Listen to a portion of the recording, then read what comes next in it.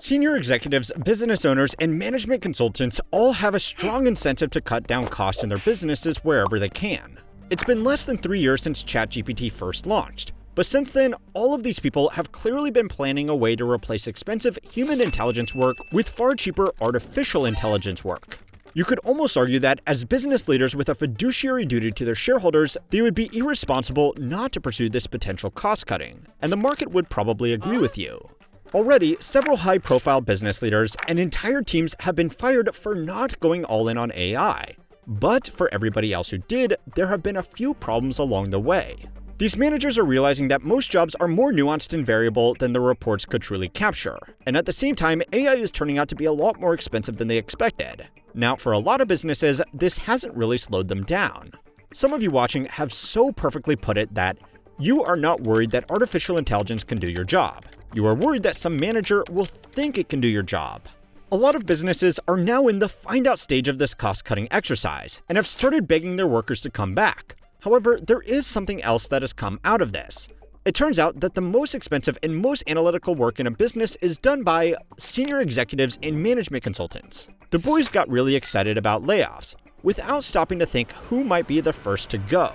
The thinking jobs are the ones that are most at risk from artificial intelligence. The AI experiment here for McDonald's doesn't seem to have gone that great. It's been revealed Deloitte used artificial intelligence to prepare a report to the federal government's Department of Employment and Workplace Relations. Big mistake, really, to underestimate how quickly these AI models could improve. So McKinsey's second century is going to present some very profound challenges for it. Management consulting firms like Bain & Company, McKinsey, and BCG bring in billions of dollars in revenue every year from a long list of corporate clients that go to them for advice on how to run their company.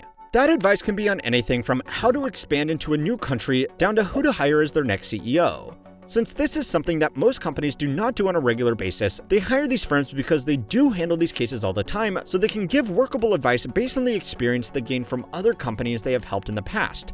That's the theory anyway. In reality, one of the biggest problems with management consulting firms is that a bulk of the actual work gets delegated down to junior analysts who are, more often than not, fresh out of college. Since it's typically a bit awkward to have someone who is still learning to put on their tie tell an executive with decades of experience how to run their business, these guys are typically delegated to roles behind the scenes. They will collect and collate huge amounts of data from the company's own records, pair that with information they gather about the broader industry, and then pass those insights along to a partner on their team. The partner will then fact-check their work, grill them over all the dumb mistakes they have made, and then once that is all done, they will use the gathered information to make recommendations to the business. The actual end product that gets handed over to the company is almost always an extensive PowerPoint presentation and report that the most senior consultant on the team presents to management. Now, I promised myself I wouldn't let this whole video devolve into a rant about management consultants, but you can probably already start to see the problem with this particular business model. Collecting, digesting, and regurgitating huge amounts of data into something somewhat actionable with a healthy amount of fact-checking is exactly what current AI models excel at. Good consulting team leaders are going to double-check the work of their juniors anyway. Additionally, when they hand back their findings and recommendations for them to turn into a nice-looking presentation, modern AI programs can do that too. A report by Harvard Business Review found that groups within these firms were changing from a pyramid structure with lots of juniors at the bottom and then tapering headcount towards senior manager partners to today where the corporate structure is representing more of an obelisk. Fewer juniors at the bottom doing legwork, all assisted by AI programs to maintain the rainmakers at the top actually bringing in the contracts. Of course, since these consulting teams are working with internal reports from major companies that are often listed on public markets, data security is a massive consideration. So they shouldn't just mindlessly upload sensitive files to ChatGPT, although they frequently have been caught doing exactly that. In just the most beautiful twist of unintentional irony in a headline ever, Deloitte was caught using AI to produce a report delivered to the government of Australia on a contract reportedly worth over $250,000. They were discovered because they omitted the fact-checking part of this entire operation, and just ran with the numbers that AI spat out. The ironic part was that this $250,000 report was about the most effective ways to crack down on overly generous government welfare. But anyway, the issue here was not that Deloitte was using AI at all. In a press release about this particular incident, they proudly announced that they were actually investing $3 billion into AI. The problem was that they hadn't bothered to fact-check it at all. They submitted their homework with references to non-existent academic papers and completely fabricated federal court judgments. Either way, these consulting firms are still going full steam ahead with AI implementations in their own workplace, and they have reasons beyond just cutting down their own staffing costs. Revenue for most of the major consulting firms have been skyrocketing in recent years. Deloitte, for example, has doubled the revenue over the last decade, and high-end boutiques like BCG have tripled theirs. A major driver for this revenue growth has been consulting other companies on how to implement AI into their own workflows. By going all in on AI, they can better present their firm as subject matter experts to this new group of highly lucrative clients, even if the results have so far been questionable. However, while this has been a boon to business in the short term, it could end up being a major risk to the industry in its entirety. As part of a study which we will actually dive into soon, a group of researchers from Cambridge noted that most of the hard work of these consulting firms can be done by data digesting AI systems. So, why would companies pay firms like McKinsey hundreds of thousands of dollars when they could get the same vaguely reliable recommendations internally? It's no secret anymore that, more often than not, when hiring outside consulting firms, a lot of company managers have already decided what they wanted to do already, and they just want a firm like McKinsey to officially agree with them. Depending on the industry, it could be just as impressive to a clueless board to say that key business decisions were driven by cutting-edge generative models as it would be to say our decisions were thoroughly vetted by top industry consultants. Translated from corpo, they both mean the same thing anyway. There is, however, one group of jobs that have shown great promise when it comes to, let's use corporate consulting speak to say, refining headcount. The only problem is, they are the same people that hire the consultants in the first place. So it's time to learn how money works to find out how AI might actually be taking the jobs of senior executives. This video is sponsored by Odoo. Odoo is an all-in-one business management platform that brings everything under one roof. CRM, sales, inventory, accounting, manufacturing, project management, the list goes on. It's customizable, easy to use, and designed to keep your business running smoothly. What stands out is how connected it all is. You can launch a professional website in minutes, manage projects with drag-and-drop tools, keep inventory updated in real time, or even use AI-powered invoicing and predictive lead scoring to help your team focus on the right opportunities. Last month, we shared that our newsletter Compounded Daily officially moved over to Odoo, and earlier this year, we migrated our How Money Works library too. Both are now running seamlessly inside of Odoo's ecosystem, making them faster, easier, and more efficient to manage. If you're looking for a smarter way to run your business, whether you're starting something new or upgrading what you already have, Odoo makes it simple. Try it out for yourself. Use the link in the description to explore the full Odoo suite for a 15-day trial or keep any single app free for life. No credit card required. So there is a general assumption that when and if new technologies come for our jobs, the process of elimination will start from the bottom and that the people running the companies will just end up lording over a big army of robots. However, early research has found that there might be 3 big advantages from starting at the top first, and equally 3 challenges that stop it from actually happening. First and foremost, senior executives just cost a lot more than average workers. You have probably heard that stat before, but according to the Economic Policy Institute, the average CEO at the top 350 firms in America now makes 280 times more than their average employee. And that number is actually down from the big spikes after 1999, 2008, and COVID-19. At the same time, a report by MIT found that over 95% of AI pilot studies within measured businesses were failing, especially amongst businesses that had developed their own bespoke tools. Building an AI system, hiring a team to manage that system, and investing in the accompanying machinery required to do entry-level jobs is a big task when a human could do the same thing for a modest salary. But if the role of a senior executive could be replaced, that's a massive cost saving that could easily pay the salaries of a full team of engineers there to babysit the system and make sure it doesn't go off the rails. Now, if you do what the attention-grabbing headlines didn't want to do and actually read this report, they go on to say that by far, the best implementation of AI is in small tools that augment human work rather than try to replace it entirely. Now, this is not a great sign for the swelling investments made by AI companies into radically restructuring the nature of work itself. But it's also not a great sign for people at the top of the corporate ladder. Another study, conducted by professors at Cambridge University in collaboration with industry experts and published in the Harvard Business Review, ran a test pitting 344 business students and business executives up against an off-the-shelf AI model. They simulated a company in the auto industry and instructed the participants to make key business decisions indicative of those made by real CEOs in real industries. Additionally, just like real CEOs, their work was also judged on 2 key metrics. The first was the overall performance of the business based on variables like market share, profit, and market capitalization.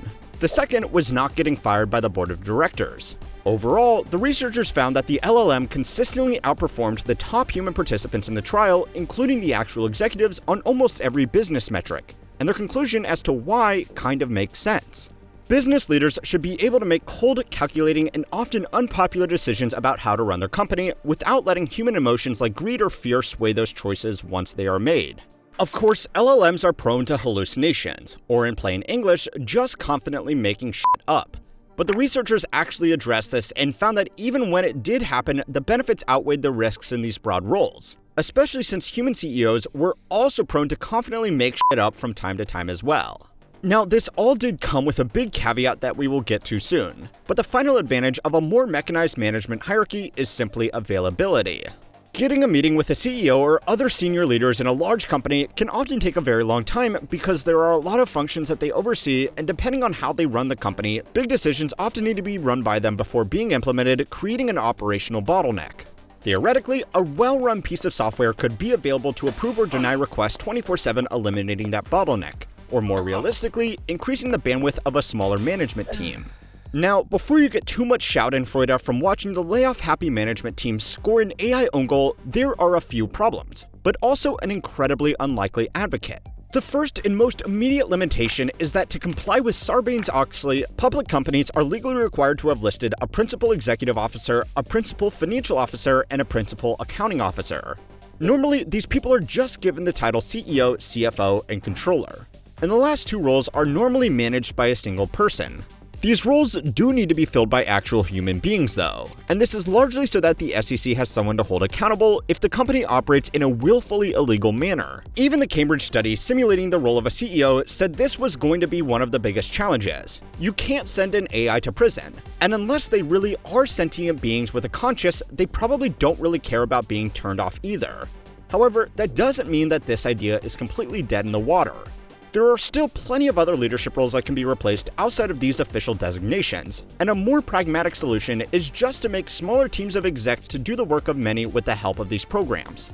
A study conducted by the Harvard School of Business on more than 50,000 participants found that this is basically what was happening in the included teams. Management structures were flattened, and the leadership that was left could simultaneously fill multiple roles while being more available to their clients and subordinates. Sounds great, right? Well, there are three problems. The first is that this study was only done on people in tech roles, who are naturally going to be more adept to using these programs and understanding their limitations. The second problem is that companies are likely to see research like this, not actually understand it, and use it as an excuse to give a person previously working one job the workload of 3 people and make it all better by tossing them a ChatGPT subscription. Beyond that, the bigger problem for average people is that if this trend continues, it's likely to be rolled out on middle managers first, which could seriously hamper regular career progression. If someone above you leaves the company, the business could hire you. Or they could give an existing manager a small pay bump to absorb that role into their own. Now, to be clear, businesses absolutely already do this all the time. The only difference is that now they can say they are doing it under the guise of promoting a flat corporate structure by implementing emerging technologies. Now, as for the CEOs themselves, the second hurdle was actually outlined in the same study that spoke about how effective an AI alternative was. It turns out that over the course of the experiment, AI excelled at maximizing business performance, beating out all the other participants. But it really sucked at not getting fired by the simulated board of directors. Now, that's not because they were anti-clanker. It's because the AI was really good at hyper-optimizing variables during regular business operations, but it was really bad at accounting for black swan events like a simulated recreation of COVID-19 disruptions. The solution put forward by the researchers was pretty obvious. AI systems can almost act like a modern autopilot for a business instead of a plane. It can handle regular operations during normal times and monitor far more data than any single human could. However, in times of crisis, it's still good to have a real human at the helm. This seemed obvious to the corporate executives addressing the study, but that may have been because it was their own jobs on the line. The exact same thing could be said about almost any other modern job being augmented by AI or any technology for that matter. But for some reason, the decision makers aren't as receptive to the same conclusion. Now, obviously I am being facetious, because of course the biggest hurdle that's really going to stop AI from replacing senior executives is that they're the ones who decide who gets replaced, and it may not surprise you to learn that they statistically consider their own jobs far harder to replicate. In a survey conducted by IBM, of all things, and Oxford Economics surveyed 3,000 global C-suite executives across 20 industries and 28 countries. 77% of respondents said entry-level positions were already seeing the effects of generative AI, and that will intensify in the next few years. However, only 22% of them said the same for executive or senior management roles. Now, the disconnect in all of this is that when they were questioned separately about specific business functions, 97% said they think employees in procurement and 93% of those in risk, compliance, and finance were already being replaced or augmented by AI in coming years. But only 77% of customer service roles were likely to be significantly disrupted. So either they don't know that finance and compliance are generally more senior roles than frontline customer service, or there is a major disconnect between who they think they can replace and how they think they are actually going to replace them. If you are still undecided, go and watch this next video to find out what it is exactly that these people really do all day. And don't forget to like and subscribe to keep on learning how money works.